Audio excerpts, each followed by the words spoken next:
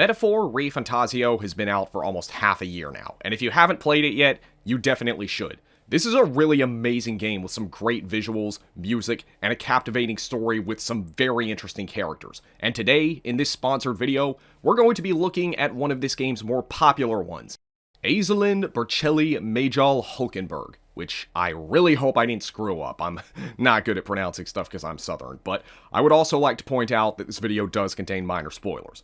Anyway, Hulkenberg may not be this game's main character, but she is one of the more popular ones, and arguably the most recognizable character in the game besides Gallica.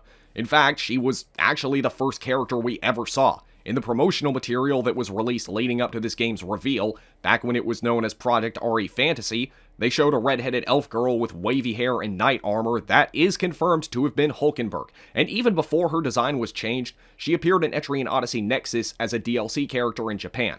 In the final game, she now has longer ears, as she's technically not even an elf, she's a member of the Ruzaint tribe. Her hair is more straight and much longer, and she no longer wears armor, although she is still a knight.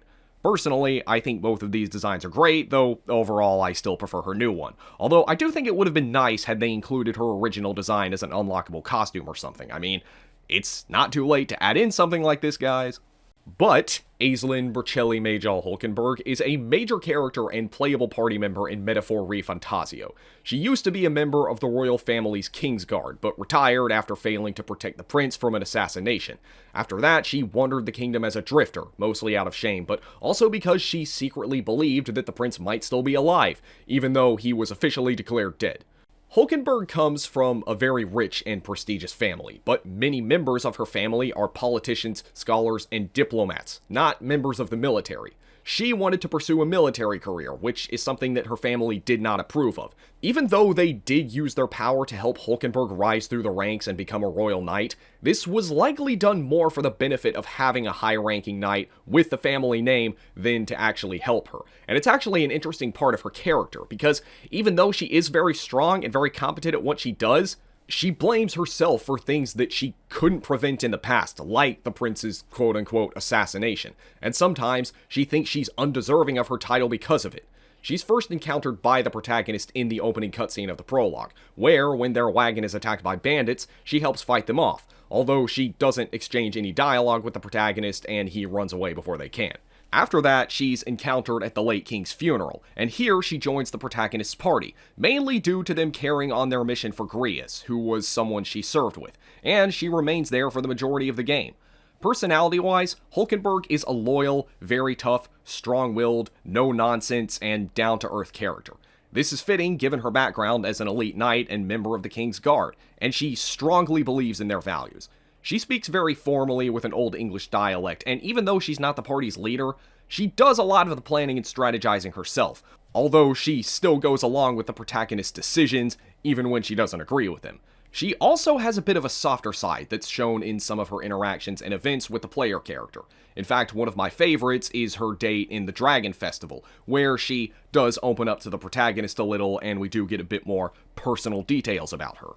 Gameplay-wise, it's difficult to talk about any given character, because Metaphor allows full customization of every character so that they can play any role the player wants, and they can use any archetype, but Hulkenberg is clearly meant to be a physical tank and a supporter. Her default archetype, the Knight, and its evolutions specialize in supporting and healing the party, while offering a balanced selection of magic and physical skills, although it's also a good idea to let her use some other archetypes as well so that she can learn more offensive skills. Personally, I recommend the Brawler and Warrior archetypes for this, but the Commander archetype is good too, and it's also very fitting for her. But, like I said, this game's customization allows you to do whatever you want with her. If you want, she can be a mage or a pure physical attacker. Whatever the case, Hulkenberg is a great party member and was a staple in my party for almost the entirety of the game. She's easily one of my favorite characters, with her astute personality, beautiful design, and amazing performance by her English voice actress Kristen Atheron. It's easy to see why Hulkenberg is one of this game's most popular characters, and she's only a small part of the experience that awaits you in Metaphor ReFantazio. If you haven't already checked out this game, now is a great time to, and you can do that by visiting the link down below in the description. And if you're on the fence about buying the game, well, you can try it out by playing the prologue demo for free. You can download it right now. and your save data will carry over into the full game. This video is one of many analyses and showcases of this game's characters that other YouTubers will be doing, so be sure to check those out. And I want to give a big thanks to Atlus and Sega for sponsoring this video. Anyways guys, I hope you all enjoyed. Be sure to rate, comment, and subscribe. Be sure to check out my other links in the description. And until the next video, I will see you all later.